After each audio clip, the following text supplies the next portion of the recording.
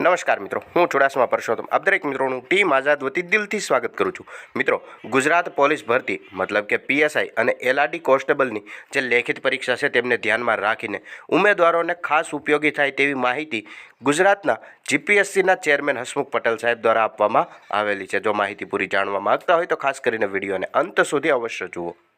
સૌપ્રથમ માહિતીની વાત કરીએ તો 8 માર્ચ મતલબ કે આજના દિવસે જ આ માહિતી આપવામાં આવેલી છે। આમની પહેલાં એક મહત્ત્વની અપડેટ આપી દીધી કે 13 એપ્રિલના રોજ પીએસઆઈની લેખિત પરીક્ષા આવશે। તદુપરાંત આજના વિડીયોની વાત કરીએ તો શારીરિક કસોટી પૂર્ણ થઈ ગયેલી છે। દરેક ઉમેદવાર મિત્રો જાણે છે પીએસઆઈ અને એલઆરડી બંનેના ગ્રાઉન્ડ હાલ પૂર્ણ થઈ ગયા છે। ત્યારે પોલીસ ભરતીના જે ઉમેદવાર મિત્રો છે તે લેખિત પરીક્ષાની તૈયારીમાં પ્રશ્નપત્રોની જે પ્રેક્ટિસ છે તેના ઉપર વધુ ધ્યાન આપે, કારણ કે ફિઝિકલ પૂર્ણ થઈ ગયેલું છે। હવે માત્ર લેખિત પરીક્ષા આવશે, તો લેખિત પરીક્ષાની અંદર જે પ્રશ્નપત્રો છે તેમના પ્રેક્ટિસ ઉપર પૂરેપૂરું ધ્યાન આપે।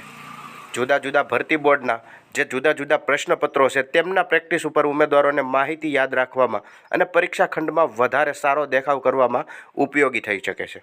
જ્યાં મિત્રો જુદી જુદી ભરતી બોર્ડના જે અમુક જુદા જુદા પ્રશ્નપત્રો હોય તેમની પણ તમે સારી રીતે પ્રેક્ટિસ કરી શકો છો, સારી રીતે માહિતી યાદ રાખી શકો છો અને બને ત્યાં સુધી પ્રશ્નપત્રોની પ્રેક્ટિસ ઉપર વધુ પૂરતું ધ્યાન આપો। આવી માહિતી છે તે હસમુખ પટેલ સાહેબ દ્વારા જીપીએસસીના ચેરમેન બન્યા બાદ પણ પોલીસ ભરતી બોર્ડ જે રિક્વાયરમેન્ટ બોર્ડ છે તેમને લગતી માહિતી હસમુખ પટેલ સાહેબ દ્વારા અવારનવાર આપવામાં આવતી હોય છે, જેમાંની આ એક માહિતી છે।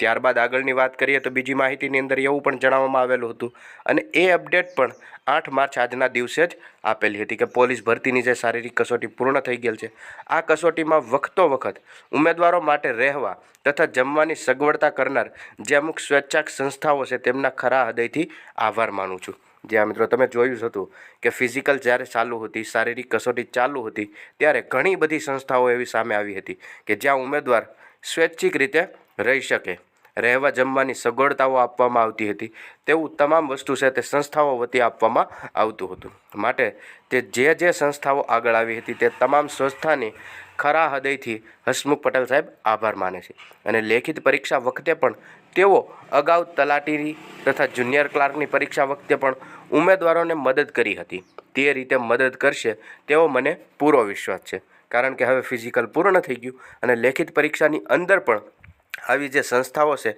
તે સંસ્થાઓને ઉમેદવારોને પૂરી મદદ કરશે તેવો અહીંયા પૂરો વિશ્વાસ છે તેવું હસમુખ પટેલ સાહેબ દ્વારા કહેવામાં આવી રહ્યું છે।